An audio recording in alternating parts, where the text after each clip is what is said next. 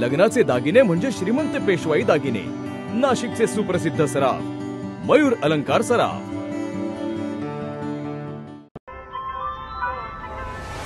ताज्या बातम्यांसाठी नाशिक न्यूजच्या YouTube चॅनलला सबस्क्राइब करा आणि बेल आयकॉनला प्रेस करा।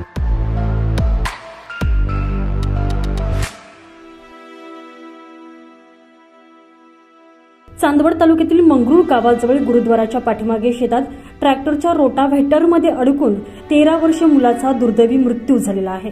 सोमवारी दुपारी 4:30 वाजच्या सुमारास ही घटना घडली आहे। या घटनेमुळे परिसरात प्रचंड हळहळ व्यक्त केली जाते।